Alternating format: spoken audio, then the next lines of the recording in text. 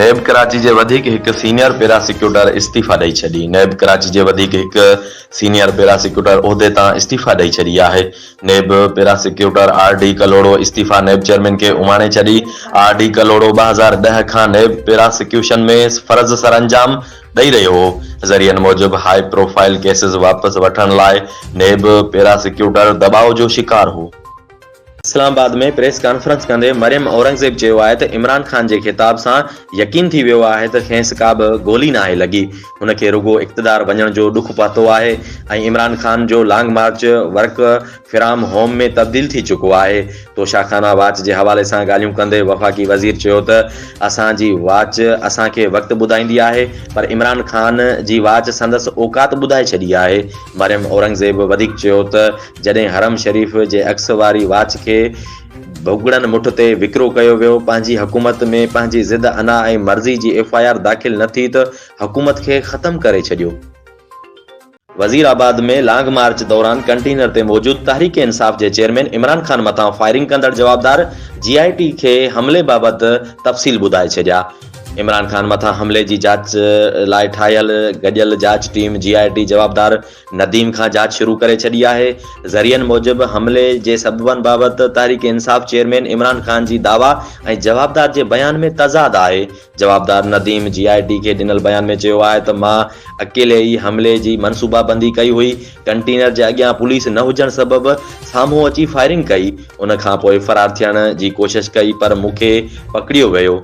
जांच टीम खे जवाबदार ॿुधायो त मुंहिंजो कंहिं बि सियासी या दीनी पार्टी सां को बि तालुक़ न आहे ऐं न ई मूंखे कंहिं हमले करण जो चयो हो। जवाबदार मूजिबि मां 2 कलाकनि ताईं हमले जो इंतज़ारु कंदो रहियुसि। पाकिस्तान तहरीक इंसाफ़ जे अॻवान फवाद चौधरी चयो आहे त तहरीक इंसाफ़ चेयरमैन इमरान ख़ान अॼु अवाम खे रावलपिंडी पहुचण जो सॾु ॾींदो।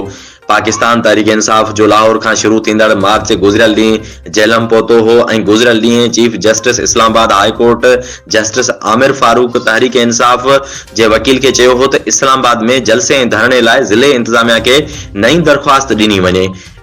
ॿिए तरफ़ रावलपिंडी पुलिस जे आला ऑफिसरनि गुज़िरियल ॾींहुं रवात जो दौरो कयो ऐं तहरीक इंसाफ़ जी लॉन्ग मार्च खे बिना इजाज़त जे रावलपिंडी में दाख़िल थियण खां रोकण वारनि इंतज़ामनि जो जाइज़ो वरितो। हाणे उन हवाले सां फवाद चौधरी सोशल मीडिया ते बयान जारी कंदे चयो आहे त हक़ीक़ी आज़ादी मार्च जो ॿियो मरहलो रिवायत जे हंध खां रावलपिंडी शहर में दाख़िल थियण जे लाइ पहुचंदो। फवाद चौधरी चयो त शाह मोहम्मद कुरैशी ऐं असद उमर हिन शानदार मुहिम जी निगरानी कई। अॼु ॿई काफ़िला रिवायत जे हंध ते पहुचंदा। तहरीक इंसाफ़ अॻुवान वधीक चयो त आख़िरी मरहलो अची वियो आहे, तयारु रहो, इमरान ख़ान अॼु अवाम खे रावलपिंडी पहुचण जो सॾु ॾींदो। कराची ऐं लाड़काने खां पोइ हैदराबाद में बि पीपल्स बस सर्विस जी शुरूआत थी वई आहे। सूबाई वज़ीर सरजील इनाम मेमण हैदर चौक ते पीपल्स बस सर्विस जो इफ़्तिताह करे छॾियो। सरजील मेमण मूजिबि सिंध सरकार अवाम खे ट्रांसपोर्ट जूं सहूलियतूं ॾियण लाइ भरपूर कोशिश करे रही आहे। शुरूआती 3 ॾींहंनि ताईं बस में को बि भाड़ो न वरितो वेंदो। पहिरें मरहले में हैदराबाद जे रोडनि ते 10 बसूं हलायूं वेंदियूं। बस सर्विस जा ॿिया बि रूट्स तयारु कया वेंदा। मीरपुर ख़ास खां हैदराबाद ताईं बि सर्विस हलंदी। मलीर जे क़ायदाबाद वारे इलाइक़े में बेदर्दी सां क़त्ल थियल नींगरी जे केस में 4 शकी जवाबदार गिरफ़्तार कया विया। जांच शुरू कई वई आहे।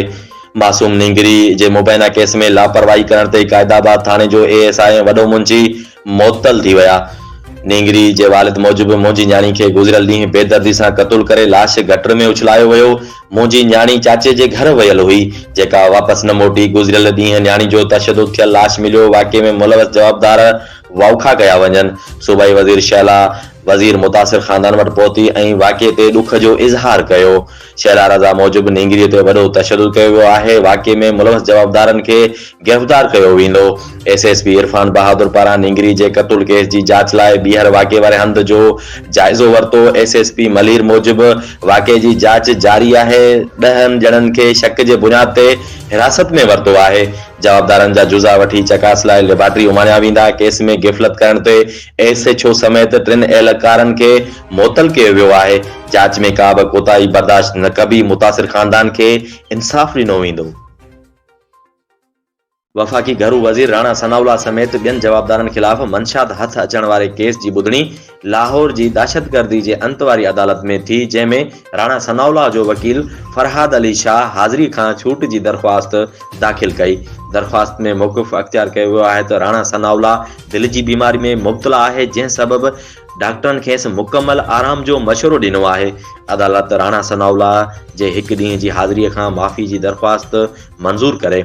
दहशतगर्दी जी अंत वारी अदालत राणा सनाउल्ला जे हिकु ॾींहं जी दरख़्वास्त मंज़ूर कंदे केस जी ईंदड़ ॿुधणी 26 नवंबर ताईं मुलतवी करे छॾी। दादू जी अदालत उमे रुबाब चांडियो जे 3 घर भातियुनि खे क़त्ल कंदड़ जवाबदारनि मथां फ़र्द जुर्म लागू करे छॾियो। दादू जी अदालत में उमे रुबाब चांडियो जे 3 घर भातियुनि वालिद मुख्तियार चांडियो, ॾाॾे करमुल्ला चांडियो ऐं चाचे काबिल चांडियो जे क़त्ल केस जी ॿुधणी थी। इल्ज़ाम हेठि आयल जवाबदारनि भाइरनि सरदार अमन चांडियो, बुरहान खान चांडियो समेत गिरफ़्तार जवाबदारनि ते फ़र्द जुर्म लागू थी वई। अदालत ॿुधणी दौरान इल्ज़ाम हेठि आयल जवाबदारनि भाइरनि सरदार अमन चांडियो ऐं बुरहान खान चांडियो समेत गिरफ़्तार जवाबदारनि मथां फ़र्द जुर्म लागू करे छॾी आहे, जंहिंखां पोइ ॿुधणी 3 डिसंबर ताईं मुलतवी कई वई। यादि रहे तो उमे रुबाब चांडियो जे वालिद चाचे ऐं ॾाॾे खे 17 जनवरी 2018 ते क़त्ल कयो वियो हो। फ़र्द जुर्म में चयो वियो आहे त वाक़िए वारे ॾींहुं MPA सरदार खान चांडियो जे हिदायतुनि ते जवाबदारनि संदसि भाउ बुरहान खान चांडियो जी मौजूदगी में फायरिंग कई वई। ॿुधणी खां पोइ अदालत ॿाहिरां मीडिया सां ॻाल्हि ॿोल कंदे उमे रुबाब चांडियो चयो त अदालतनि ते यकीन हुयो, असांखे इंसाफ़ मिलण जी पूरी उमेद हुई। अॼु अदालत तारीख़ी फ़ैसिलो ॾींदे जवाबदारनि ते फ़र्द जुर्म लागू कयो आहे। 5 सालनि खां जंहिं फ़ैसिले जो इंतज़ार हो उहो अची वियो आहे। उमेद आहे त हाई कोर्ट जे हुक्मनि तहत 3 महीननि में केस मुकमल कयो वेंदो।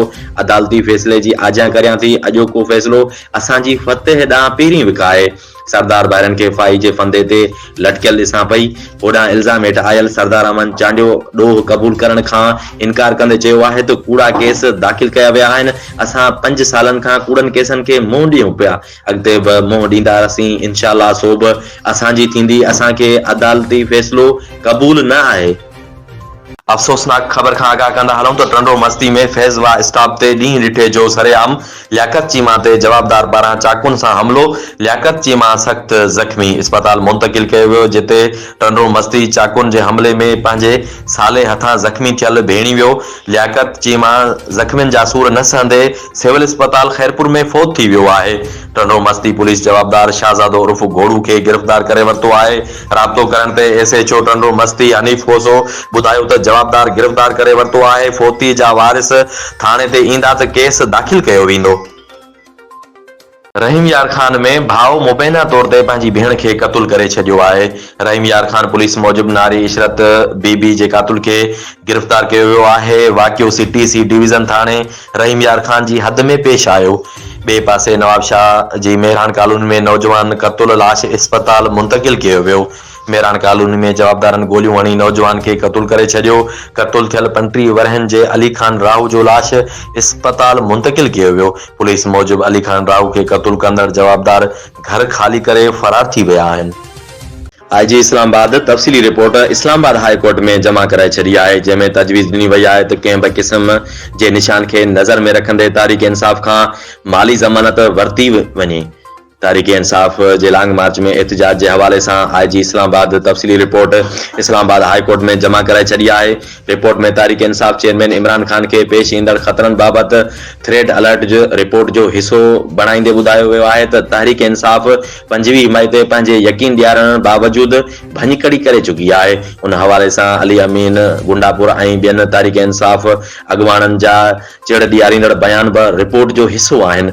रिपोर्ट में अली अमीन गुंडापुर ऐं ॿियनि तारीख़ इंसाफ़ अॻवाननि जे चिड़ ॾियारींदड़ बयाननि खे बि रिपोर्ट जो हिसो बणायो वियो आहे, जंहिंमें चयो वियो आहे त तारीख़ इंसाफ़ जे हिकु अॻवान घरू वज़ीर खे जान खां मारण जी धमकी पिणु ॾिनी, जंहिंमें वीडियो पिणु मौजूदु आहे, जिन में कारकुननि खे दलीलूं ॾिनियूं पियूं वञनि। रिपोर्ट में उहो बि ॿुधायो वियो आहे त शेख रशीद ऐं फैसल वावडा चई रहिया आहिनि त मार्च खूनी थींदो। पाण इमरान खान बि उहो मञी चुको आहे त संदसि कुझु माण्हू हथियार बंद आहिनि। रिपोर्ट में चयो वियो आहे त सुप्रीम कोर्ट वाज़े करे चुकी आहे त इज्तिमा जी इजाज़त जमहूरी हक़ जे तौर ते ॾिनी वेंदी आहे ऐं इज्तिमा क़ानूनी हुकूमत खे ख़तम करण लाइ नथो थी सघे। एहतिजाज सबबि सफ़ारती चुरपुर बि बंदि थी वेंदी आहे। रिपोर्ट में तजवीज़ ॾिनी वई आहे त एयरपोर्ट ताईं वेंदड़ रस्तनि ते वफ़ाक़ी एजेंसी खे अख़्तियार ॾिनो वञे। तहरीक इंसाफ़ खां फाइनेंशियली गारंटी बि वठी सघिजे थी त को बि जानी नुक़सान न थिए। ट्विटर ते जारी कयल बयान में अॻूणो घरू वज़ीर शेख रशीद लिखियो आहे त ईंदड़ 10 ॾींहनि दौरान मुल्क जे मुक़दर जो फ़ैसिलो कंदासीं। सही फ़ैसिलो मुल्क खे सही रस्ते ते वठी वेंदो ऐं ग़लति फ़ैसिलो ॾफेड़ पैदा करे सघे थो। शेख रशीद पंहिंजे ट्वीट में वधीक लिखियो त तबाह थियल मईशत वधीक संगीन थी सघे थी। हर हुकूमत शुगर मिल्स मालिकान माफ़िया जे असर हेठि हूंदी आहे। वधीक शुगर मिलूं सियासतदाननि जूं आहिनि जेकी वज़ारतनि में बि हूंदा आहिनि जंहिंजी सज़ा अवाम ऐं हारी भोगींदा आहिनि। अॻूणे वफ़ाक़ी वज़ीर मौजूदा हुकूमत खे तनक़ीद जो निशानो बणाईंदे वधीक लिखियो त हिकु मुक़ररी सभिनी मथां गरी आहे। मौजूदा हुकूमत सिर्फ़ पंहिंजा केस ख़तम कराया आहिनि जेकी वक़्तु अचण ते ॿीहर बहाल थी वेंदा।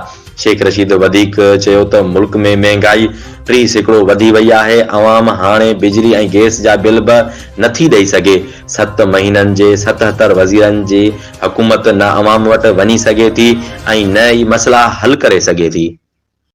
तलाक जे ख़बरनि खां पोइ शोएब ऐं सानिया जी पहिरीं वीडियो सोशल मीडिया ते साम्हूं अची वई आहे। क़ौमी क्रिकेट टीम जे अॻूणे कप्तान शोएब मलिक ऐं संदसि घरवारी सानिया मिर्ज़ा जे धार थियण जी ख़बरनि ऐं अफ़वाहनि खां पोइ आख़िरकार पहिरियों भेरो साम्हूं गॾु नज़र अची विया आहिनि।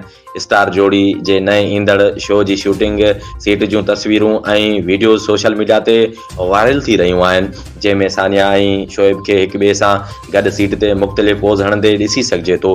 वीडियोज़ सोशल मीडिया ते वायरल थियण खां पोइ स्टार जोड़ी ते किथे तनक़ीद कई पई वञे त किथे मदाह उन हवाले सां ख़ुशि नज़र अची रहिया आहिनि।